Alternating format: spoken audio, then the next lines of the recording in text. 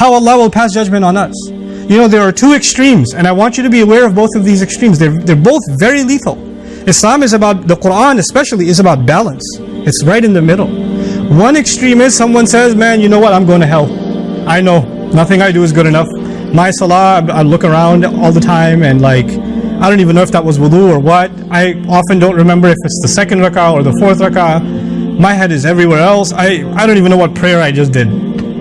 And sometimes I don't even pray. I just sleep right through it. So I'm pretty much, I know I'm going to hell. I'm a bad person. What can I do? I wish I was better, but I'm not. You become hopeless and you assume that Allah will throw you into hell. This, if you are like this, then you've also made a judgment on behalf of Allah. You decide who goes to hell or Allah does? You decided to seal your own fate? You pass judgment on yourself? Why is Allah the judge then? Where did you get the guarantee where you're going? Where did you get the guarantee that your prayers didn't count or they're not good enough? Or you're not the one who grades them. You're not the one who evaluates them. Often people tell you these things. Your prayer's worthless. You know, you're not good enough. You're this or that or the other, and you assume people's judgment of you is the same as Allah's judgment of you. It's not. They're worlds apart. That's one extreme. You become hopeless. And on the other extreme, what is being described here is you become delusionally hopeful.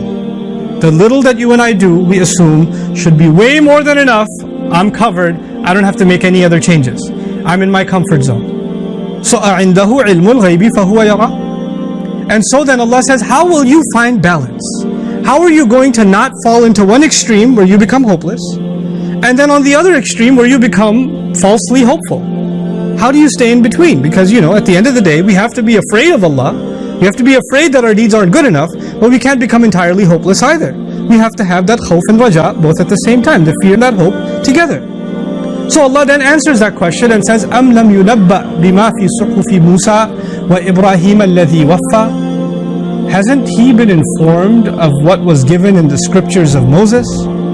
And that was given to Ibrahim alayhi salam. You know, in other places in the Quran, Allah will describe the Quran itself and what the message of the Quran itself, and then He'll say, إِنَّ هَذَا لَفِي الصُّحُفِ الْأُولَى صُحُفِ إِبْرَاهِيمَ وَمُوسَى. This is already found in the previous scriptures. What was given to Musa and what was given to Ibrahim. Allah is saying there's something in the book that if you were to try to internalize, I was to try to internalize, we would remain balanced. We wouldn't become delusional. Either way, we wouldn't become hopeless, we wouldn't become overly hopeful. We'd remain balanced. But that has to do with what is discovered inside the revelations that was given much before. And of course, there are so many in the audience that had no idea what the revelation of Musa was. And they have no idea what the revelations of Ibrahim were. So Allah summarized them for us right here. He said, okay, since you don't know, since many of those scriptures have been lost, let me tell you the part you need, that you can live a balanced life, that you don't become this way. He says, أَلَّا تَزِرُ وَازِرَةٌ وِزْرَ أُخْرَى. That nobody will be carrying anybody else's burden. Nobody will be carrying anybody else's burden. This is one of the most powerful, profound statements in the Quran. You and I are going to be held responsible for who? Ourselves. At the end of the day, I have to be able to answer Allah for the choices I made. I will not be able to blame society, pressure, friends, family, put something on someone else. It's going to have to be me. أَلَّا تَزِرُ وَازِرَةٌ وِزْرَ أُخْرَى. No carrier of any burden will carry the burden of anyone else. Wizr, by the way, in Arabic is a heavy load. You and I have been made capable by Allah of carrying heavy loads. Yes, you and I have many responsibilities. Yes, you and I have a lot of pressure on us.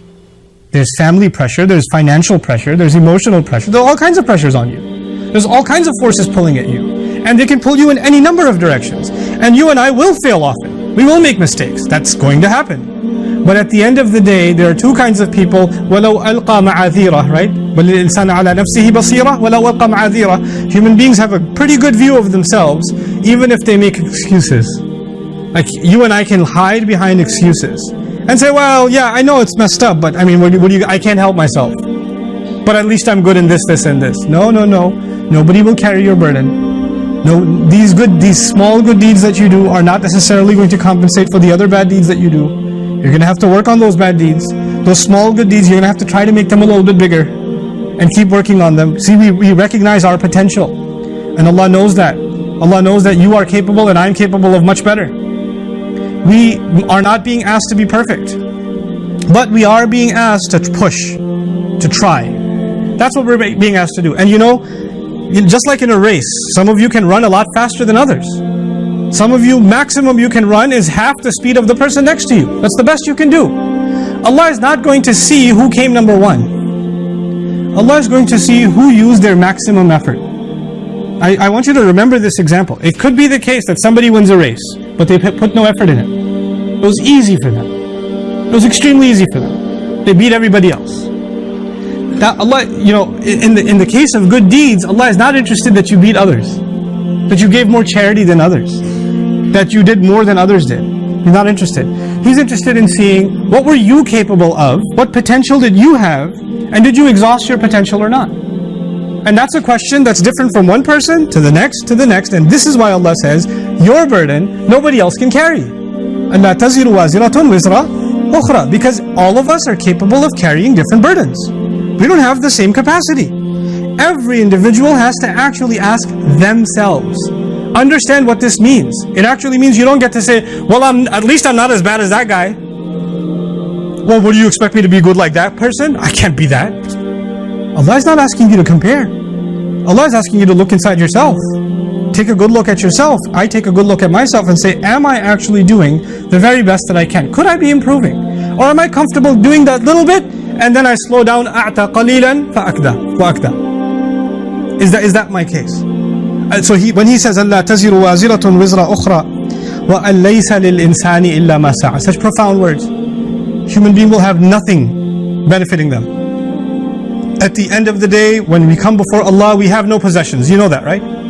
We will come with Allah before Allah with no possessions. Nothing to our name. No property will be left. No money will be left. No family ties will be left. All of it will be gone. What is it that we will actually own on Judgment Day? This is the ayah that describes, here's the only asset that you and I will have on Judgment Day. وَأَنْ لَيْسَ لِلْإِنسَانِ إِلَّا مَا سَعَى. A human being will have nothing in his possession other than the efforts he made. Other than the efforts we made. Allah didn't even say other than the good deeds, other than the perfect prayers. He's not even highlighting the act itself. He's highlighting the sa'i, the effort itself, the trying, the struggle, the sweating over something. That pushing yourself and that pushing myself, that's all that is valuable to Allah. It's the only thing that's valuable to Allah. وَأَنْ لَيْسَ لِلْإِنسَانِ إِلَّا مَا سَعَى.